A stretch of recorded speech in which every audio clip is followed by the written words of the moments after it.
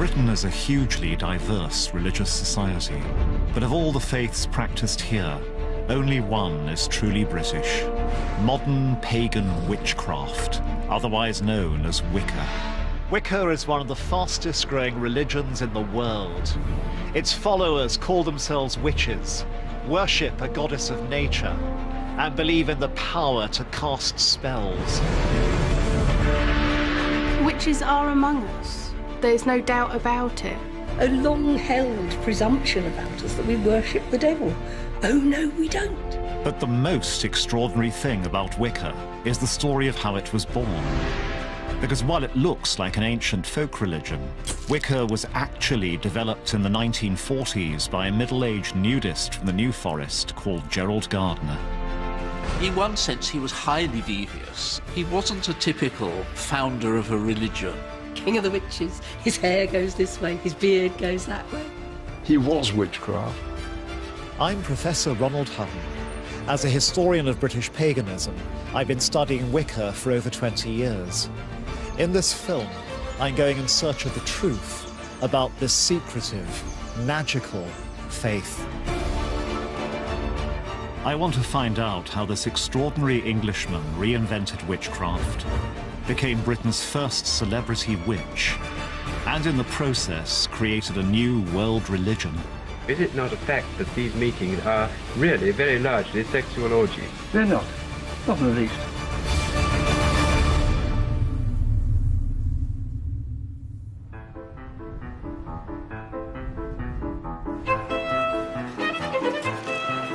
You might not realize it, but in modern Britain you are never far from a witch.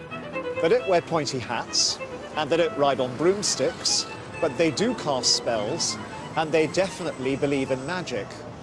And unless we're talking about Harry Potter, a lot of people find that problematic.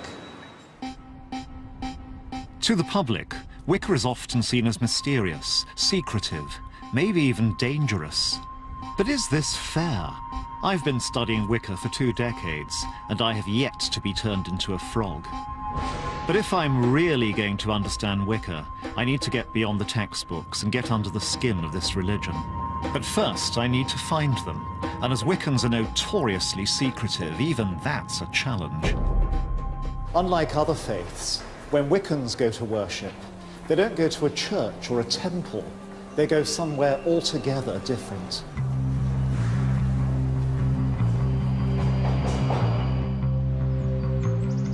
Modern witches are often urban creatures, but as a reverence for nature lies at the heart of their faith, they conduct their rituals in parks and woods right in the heart of the city.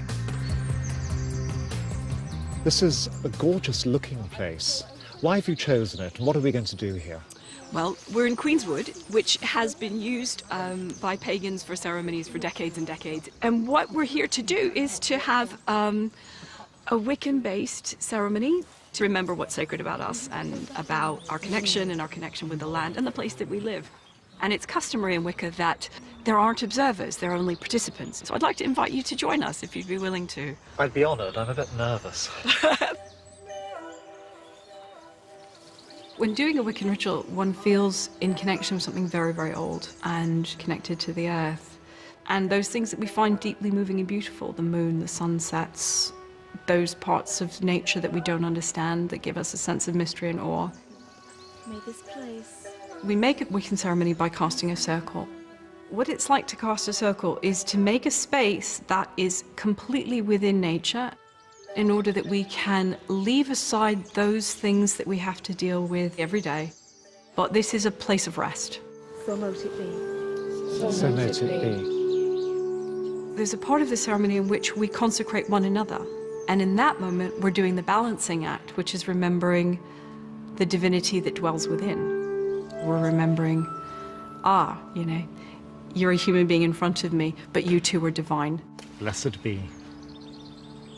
When doing a Wiccan ritual, one feels in connection with something very, very old and very beautiful and very connected to the earth. And all the tension of all the duties and all the things that we have to carry, I just feel it just draining away. Now, I thought that was a lovely ritual. There's clearly more going on here than just a bunch of people having a good time in a wood. There's something quite deep. But does it bring me any closer to understanding what Wicca actually is? Rituals like this, with their reverence for nature, feel like the continuation of a very ancient tradition. But in fact, nothing could be further from the truth, because Wicca doesn't have its origins in the mists of time, but in 1930s Dorset.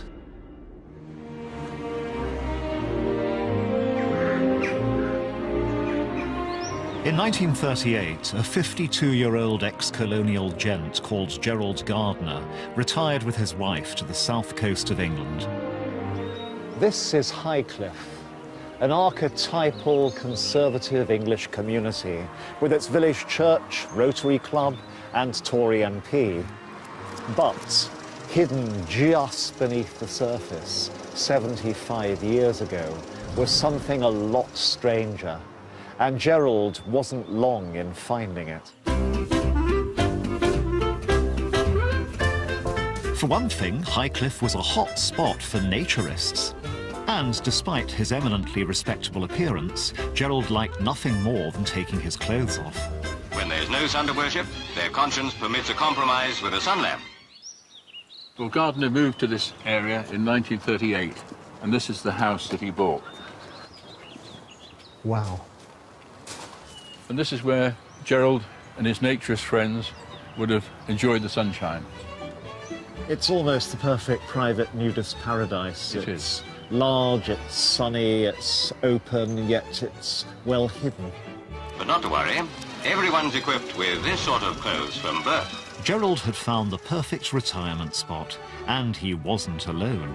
Bankers, accountants, teachers, and a host of tea and scones types seemed to be keen on retiring disgracefully. We've got extraordinary evidence of this from a rather jokey piece which appeared in the Christchurch Times in 1939. The instant success with the neighbours of the Elphinstone Road nudist colony has been marked. One old gentleman who has rented a second floor back says his outlook on life generally has entirely changed in the last few weeks. He has now no use for his car or fishing tackle and wishes to exchange them for anything useful such as telescopes, binoculars or camera.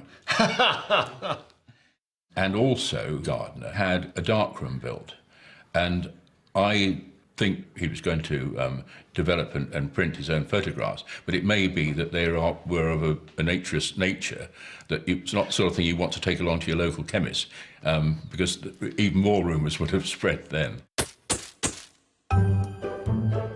He would stand out when he arrived because he would look so different. He had this shock of white hair, and also what I remember was that he had tattoos on his arm. And I know of boys that they would cross the road because he was a bit odd looking. So even with his clothes on, Gerald seemed different. It was rumoured that his racy photo sessions went along with affairs and a taste for flagellation. But Gerald wasn't satisfied. He was seeking something stranger, and in 1939 he found it. Gerald was about to become a witch. This old house in Hampshire has a remarkable claim to fame, for it was here on a night in 1939 that a middle-aged man called Gerald Gardner was apparently initiated into witchcraft. I was blindfolded, clasped from behind and told, "I give you the password." Gerald claims that he was stripped naked, brought into a room full of witches, all similarly nude, and then given the secrets of an ancient magical religion. I was then pushed through a doorway and into the circle. And then the word Wicca was mentioned. Wicca, witch. They're witches. Witches still exist. From that night until his death, nearly 30 years later, Gerald Gardner devoted his life to witchcraft. He appeared in the papers and on TV. He wrote books, and, crucially, he initiated others into Wicca so it would not die with him. The question is, What kind of man in 1930s England decides to become a witch? For clues about Gerald's journey to becoming Britain's most famous witch, we need to delve into his earlier life. Gerald Gardner came from a family that had made a fortune in the timber trade.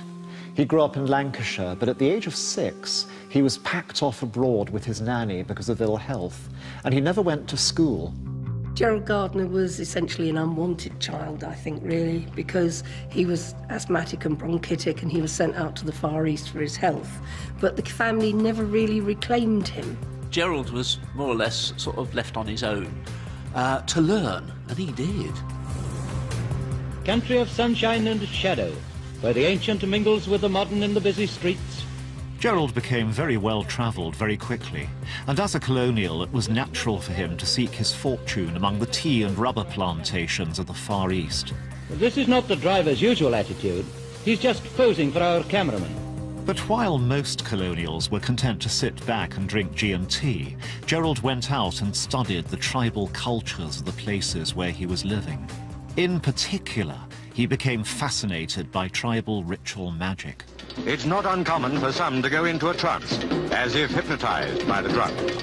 One of the rituals that he attended was putting a young girl into trance. Disease was driven out of their bodies by spells. Magic to these tribal people was a matter-of-fact affair. It was real. Gerald says it was really quite an atmosphere. It was quite unlike anything that he had seen before. Gardner's fascination with tribal magic went along with a deep interest in Western occultism. He was inspired by pioneers like Sherlock Holmes author Arthur Conan Doyle, who was heavily involved in spiritualism and had become one of the most prominent public figures in magic and the supernatural. Gerald picked up on Conan Doyle's magical world, and it wasn't long before he was following in his footsteps, experimenting with seances and spiritualism. The tribal rituals he then witnessed in Malaya only cemented this belief that magic was a powerful and very real thing. So, by the time he retired to Highcliffe, Gerald had been studying magic for decades. And he soon made contact with local occultists, in particular a large group of Freemasons who were based nearby. He found a people who were, if not exactly like-minded, then similarly minded. There were some people who were very interested in esoteric things. There were others that were interested in nature and nature spirits. They were people who knew the local folklore. They knew the lie of the land. Those people, as he got to know, were interested in something else as well.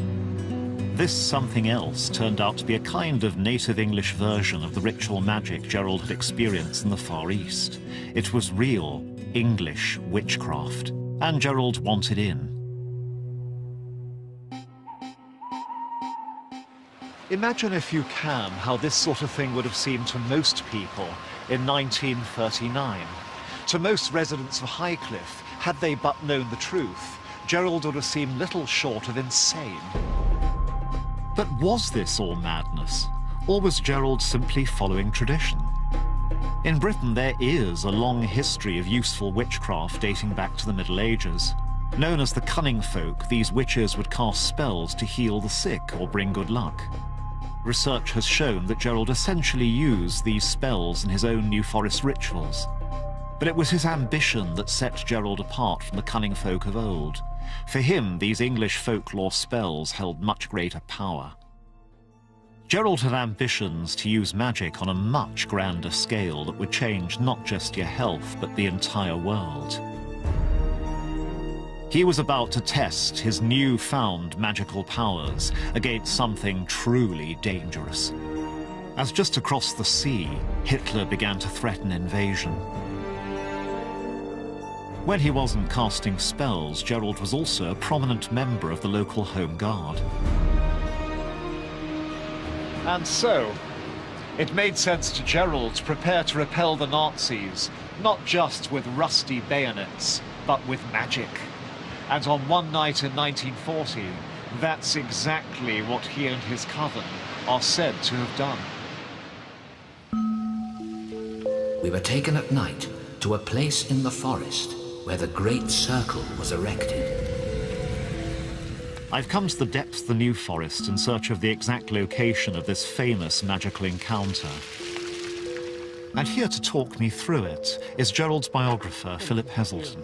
Yes, hello, Ronald. Glad you found it all right. We're here because Gerald Gardner said we were taken at night to a place in the forest, and there we created the largest cone of power that we had ever attempted. What's a cone of power?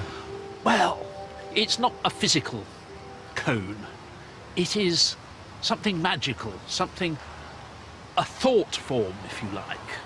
This was to be directed towards the high command of the German army, and indeed to Hitler himself.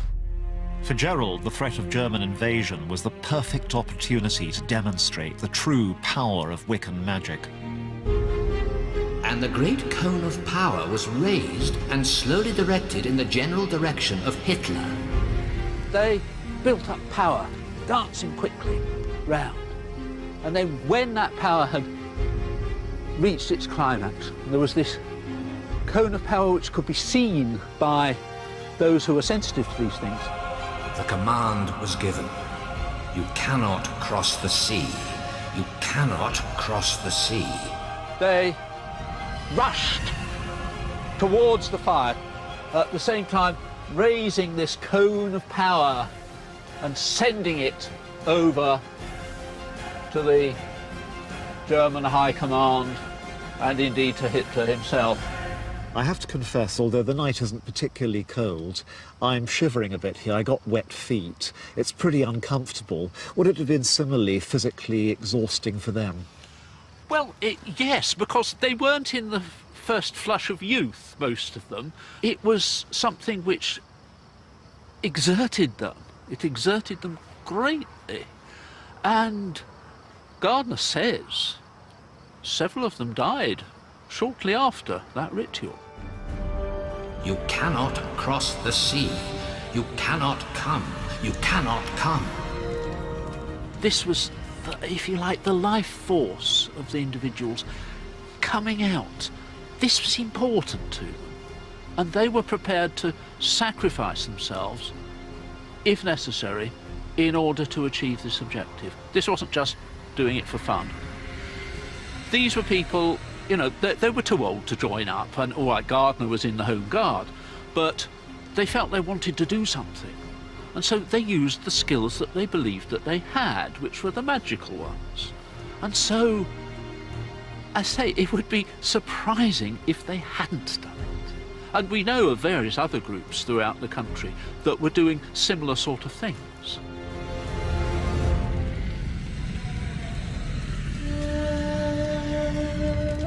Now, from the perspective of the present day, this story might seem utterly preposterous. Witches effectively sacrificing their lives in order to create a spell to ward off the Nazis. But Hitler didn't come, and even the British government seemed to feel threatened by the power of magic. Shortly after Gerald's Cone of Power ritual, a spiritualist called Helen Duncan was actually prosecuted for her occult activities. Duncan had rattled twitchy naval officers and attracted the attention of the authorities in 1944, when she held seances in Portsmouth and began answering questions about people's relatives who'd been killed in action.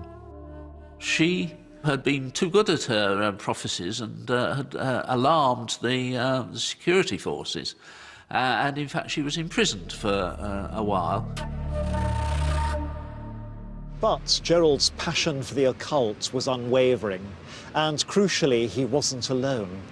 He was drawing closer to the most notorious magician in the entire world, Aleister Crowley, known as the Great Beast. Crowley was an infamous magician whose alleged black magic had earned him the title wickedest man in the world. Never far from controversy, Crowley could have a distinct dark take on the occult. I simply went over to Satan's side. I found myself as passionately eager to serve my new master as I had been to serve the old.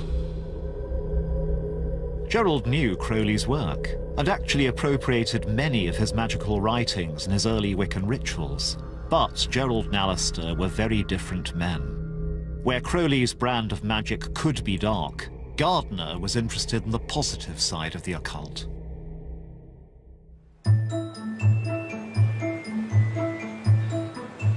And these colourful characters gathered here at the Atlantis bookshop, which had a temple in the basement and sold rare texts with instructions on how to summon the dead, talk to angels, and wield supernatural power.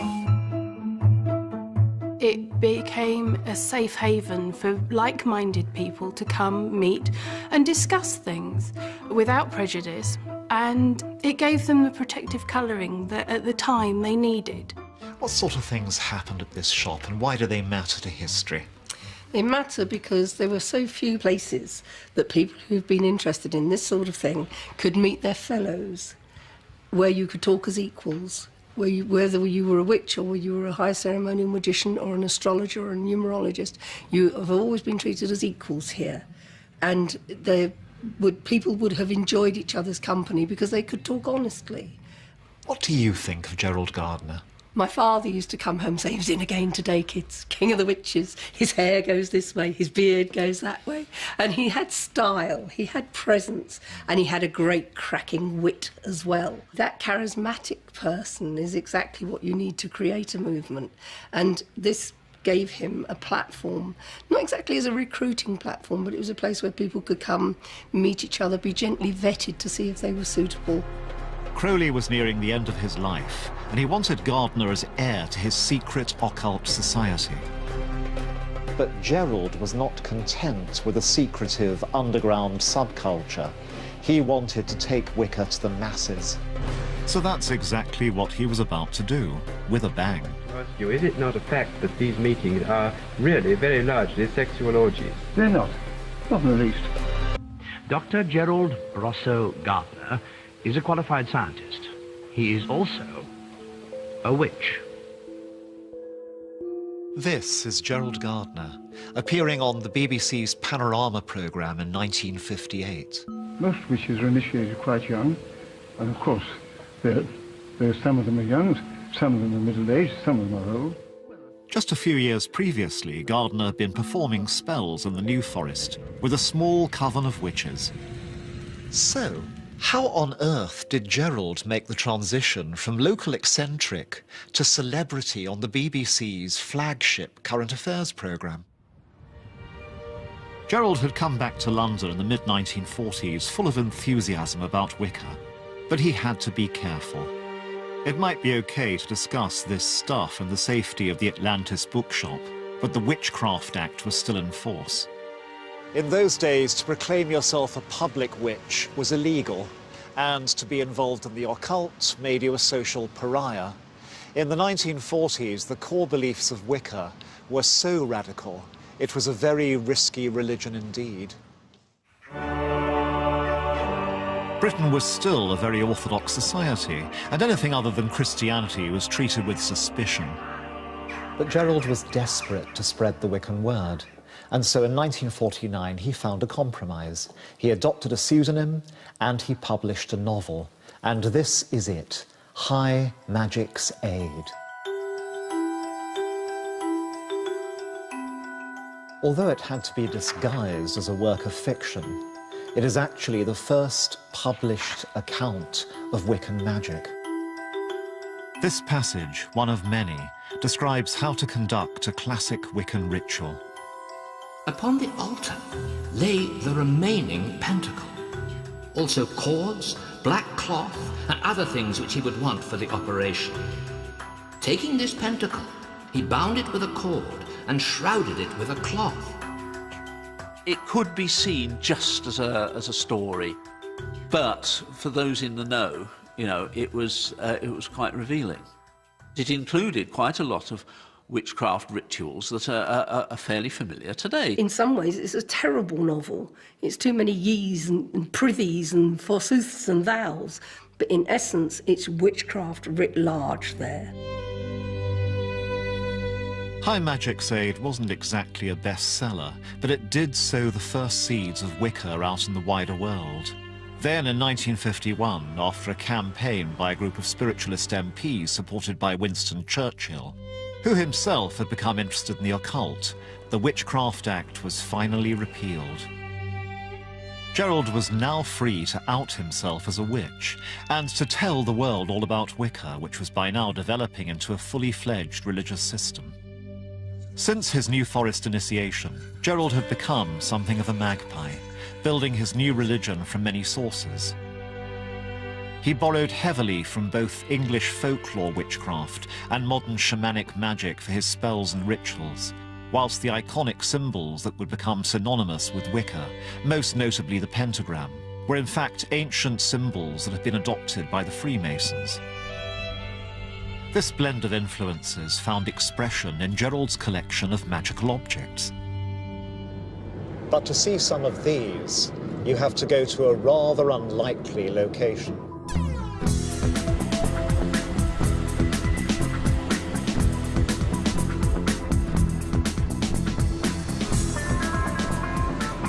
I've come here in pursuit of one of the most significant collections of Wiccan artifacts in the world.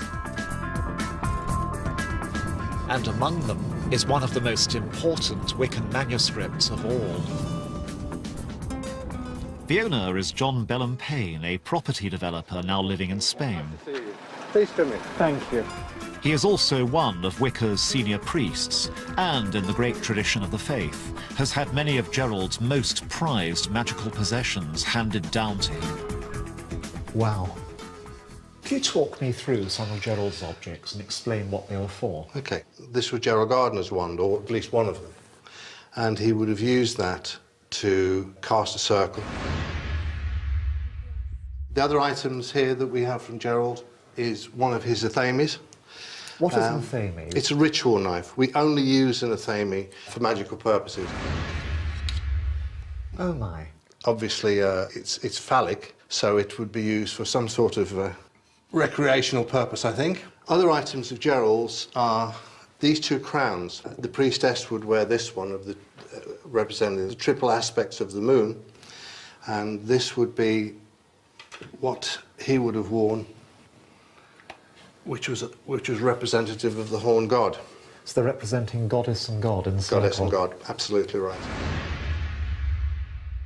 Ron, I actually think that that's your size. Would you like to try it on? If you would like me to do so, yes, by all means. Absolutely.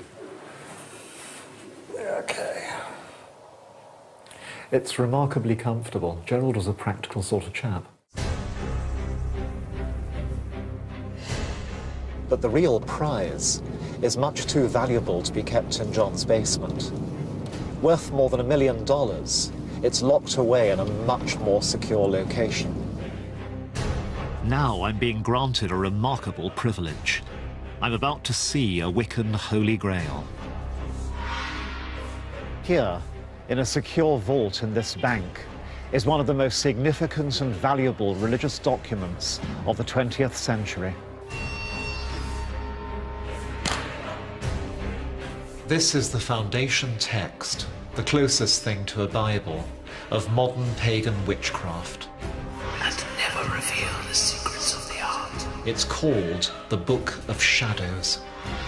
It's Gerald's own magical workbook, his experimental notes for what Wicca would become. Here Gerald wrote down the original rituals and spells that Wiccans have been using ever since. It's a manual, and like Wicca itself, it remained a work in progress rather than a fixed set of doctrines. So Ronald, this is it. This is Gerald Gardner's first and original Book of Shadows. First of all, it's probably the most famous book that there is in the craft. And as far as that is concerned, my take on this book is I think it's as important as owning the original Bible, because it's full of just everything that Gardner learned at that stage from a whole load of different sources. First, draw a circle with athame and sprinkle with exorcised water. Light candles. And this is the important part, is this is a book of experiences. This is a book about things that have gone right and some things that have gone wrong. This is wonderful. It's certainly the oldest Wiccan book surviving in Europe. It is a strange mixture, which I think is classic of Gerald. It's a mixture of a book of actual ritual to be used in the temple and read from. It's also a kind of notebook with odds and ends taken from all sorts of sources. I call upon the goddess to enlighten the hearts of all whom I call into this circle. Looking at this gives me two further insights into old Gerald. The first is just his love of beautiful things, his artistry, his love of script, like his love of wands, like his love of crowns, and also his willingness to adapt, to go on from one thing to another. This is somebody who's creating a work in progress which other people can pick up and with which they can do things. And move on from. Yeah. Yeah, that's the exciting thing about the craft, is it never stays still. In the Book of Shadows, Gerald had written not just a guidebook to the spells and rituals of Wicca, he'd produced a manifesto for a new religion. Wicca had truly been born, and now he was desperate to take it to the masses. Gerald was now a man in a hurry, desperate to ensure that Wicca didn't die with him. He'd devote the next 10 years to spreading word of it throughout the land, whatever the consequences. In 1954, Gerald published his essential guide to Wicca, Witchcraft Today. He also opened Britain's first museum of witchcraft on the Isle of Man, and he started to be featured in newspapers looking for a sensational story. Today, the People prints a report that discloses the existence of a repulsive pagan sect priestess go wild. It was after a series of muckraking tabloid features accusing Gerald of practicing black magic and devil worship that he really got his big break. Gerald was invited to defend himself on Panorama. This would become a definitive TV moment watched by millions that gave the British public their first sight of a real live witch. Is it true that the dancing takes place as a rule naked? Yes. Now, why is that? It's the tradition. It's the order of the goddess. Who, you shall always be naked, that's my right. And of course, to work magic, you must be naked.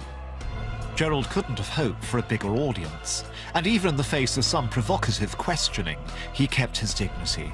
Just. I want to put this to you very frankly. I've been reading your book, and I'm tempted to ask you, is it not a fact that these meetings are really very largely sexual orgies? They're not. Not in the least. Gerald might have faced derision from the BBC, but 12 million people had just heard about Wicca for the first time. And what then happens when the circle is drawn? Well, then, of course, they generally are starting with the dance. Then there's the worship of the gods. Then, of course, it depends what they want to do. If they want to work magic, they work magic. I think Gerald felt he was on nothing less than a sacred mission, and now he had found his audience. What he was about was getting this thing planted in as many places as he could possibly bloody well plant it, because he reckoned it was great stuff, and he wanted it to survive. I would never have come to Wicca and pagan witchcraft if he hadn't done that, if he hadn't published a book when some people maybe thought that maybe that wasn't the best idea. I would never be where I am now. He's the one who put it out there and said, no, people should know about this. This is amazing. Well, thank you very much. Broomsticks, I think, are all waiting. And through all this, Gerald got his wish. He had become Britain's first modern celebrity witch. It's like turning the crank handle of an old car, you know, nothing happens then. And then suddenly it sparks into life, you know. And that was what happened in about the mid-50s. And a coven was formed, which kept going, and in fact is still going today. As Gardner's fame grew, so too did his following. People were writing to him in their hundreds, wanting to become witches. One of his converts who joined him on Panorama was Lois Bourne. Janet, how old are you? I'm 29. And are you a hereditary witch? Well, I do have witch ancestry, but it's only within the last few years that I have been practicing witchcraft. How did you find out about Wicca? I had all these spiritual gifts and I didn't know what to do with them. And eventually I read a book by Gerald Gardner, I think it was called Witchcraft Today, and I wrote to him and I asked him if he could explain these strange things which had happened to me throughout my life. And he said, well, it's very clear to me, my dear, that you are a witch. And of course I burst out laughing. And I said, but do witches really exist except in fairy stories and in mythology? And he said, well, about 1 person every 8,000 has the gift so strongly emphasised the way you have it. And he offered to introduce me to a group of witches who would help me and train me. What makes people take up witchcraft? Well, it seems to me that we live in a highly mechanized age in which many people have lost their sense of belonging. Witchcraft brings them back to living in harmony with the rhythm and the seasons of the earth, and thereby helps... Why did Gerald value publicity so much? If he didn't indulge in a bit of publicity, apart from his books, how was he going to present this to the world? How was he going to introduce these gods to them? I think he was driven by something outside himself. I think this was his purpose in life. Well, I am convinced that we all come to Earth with a purpose, that there is something that we have to do. And I think that this is what Gerald's purpose was. Dr. G.B. Gardner, sweeping the crossroads near his home in Castledown, placing the dust in a shoe in which it's taken indoors, is done to simulate sweeping away continuous bad luck. And it wasn't just women who were drawn to Wicca. Several young men joined Gerald's original coven. One of them was Zachary Cox. His eyes were bright blue and incredibly glittery eyes. He didn't look mad in any destructive sense, but he looked kind of nicely mad, if you know what I mean. These were the eyes of someone who had only 1 foot in the world of the commonplace. I don't know how a guy gets into that state, I'm sure, but he'd got into it somehow. He was witchcraft, if you like. The time had come to let this thing go loose and play its part in what was going to happen next. The really weird thing is it works.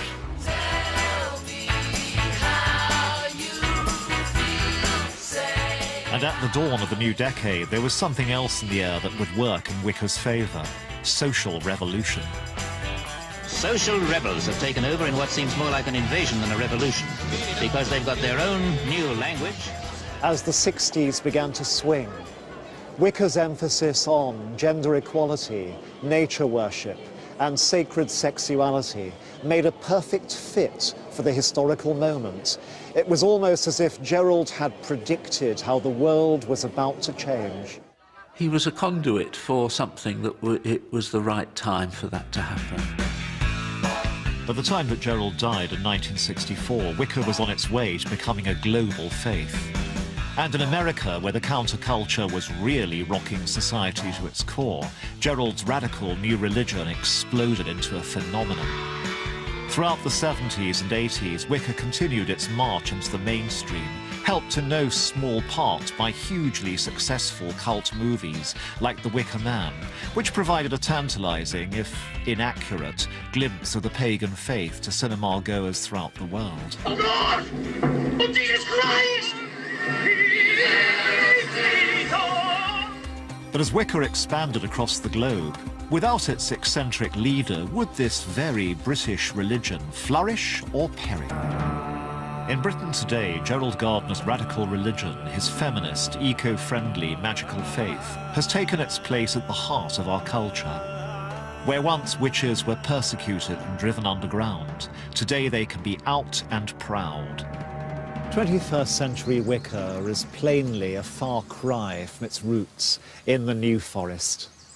The forthcoming census results are expected to show it well up among the top 10 religions in the United Kingdom.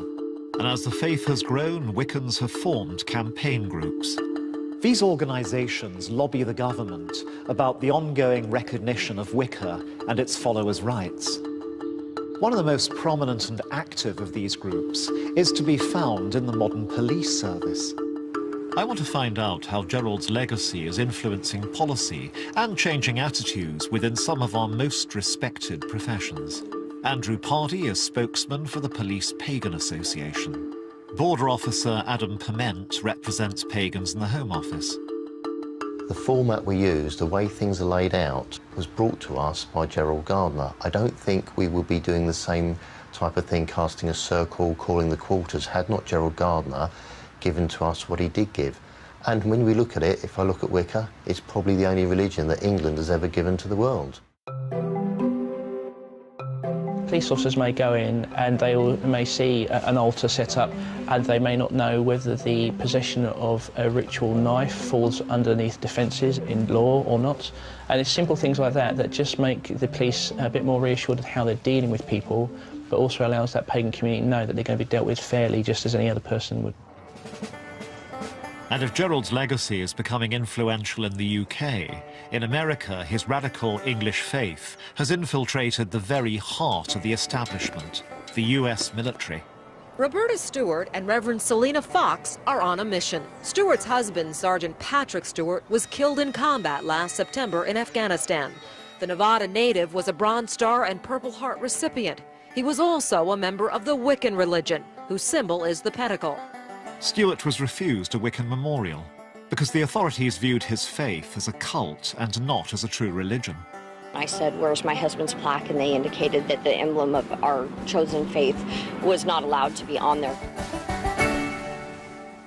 Since this test case in 2007, the Wiccan pentagram has been a religious symbol officially recognized by the US military and can be carved on the gravestones of service men and women who are killed in the line of duty. Back in the UK, Wicca's evolution shows no sign of slowing down. Indeed, it's almost certainly the fastest growing religion in the country. And what's interesting to me is that it's the younger generation that is leading the march. This is Croydon, South London. Not perhaps the most magical place on the planet. This weekend, Croydon is hosting the biggest gathering of witches in the world. I've come to Witchfest. When Gerald Gardner wanted to find witchcraft, he had to do so by getting into a secret coven. Today's would-be witches can do so at the click of a mouse. But do these young people know who Gerald Gardner was?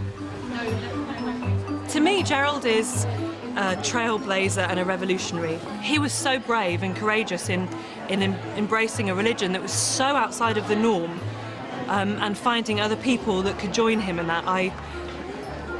That's for me what I respect about Wicca. The opportunity to be revolutionary and passionate about spirituality with an absence of orthodoxy. He inspires me because he was so alive in his own lifetime and vibrant in that. I appreciate how he helped make it more public, and you know, we're all interested in it probably because like of his influence within the witchcraft world. Gardner's legacy clearly lives on amongst this new generation of witches. But have modern Wiccan beliefs stayed true to the original vision of its eccentric creator? What does paganism mean to you? To me, paganism is a spiritual path, and it involves reverence for nature. Wicca means to me finding my spirituality embodied in a religion that is incorporating a feminine divine. What would you call it? Is it a religion to you? Is it a spirituality? Is it a craft? All three. Yeah. Yeah. Wow. Yeah. It's a craft because we practice witchcraft, and it's a spirituality because it's independent to how we are as individuals and how we explore it within ourselves. Whether it's nature, feminism, or spirituality that inspires Gardner's young followers, Wicca is about the power of magic. Magic changed Gerald's life. It gave him a vision of a new type of religion, and it drove him to push back the boundaries of the possible. Magic does work. The fact that sun rises every morning and we're here to see it is magic. The fact that the moon glows big and bright and lights the way in the darkness is magic. And we have that, and we celebrate that, and we hold it very, very dear to our hearts. It's very difficult to define, but it's so powerful. A witch on their own can't do that much, but when they get together, they're so powerful. In the course of making this film, I've encountered many people who practice a religion called pagan witchcraft, which to them is clearly as beautiful, transcendental and effective as other faiths are to their believers. And it was brought into the world by a classic English eccentric who managed to publicize a religion of lasting power. It's feminist, it's nature-centered, it seems to give people a great deal of choice. But the single most powerful idea I take away from Wicca is this. Whereas other faiths say, this is what you should feel about the divine, this one says, this is how you can feel divine. Was the Great Fire of London started deliberately? The untold story next on More For.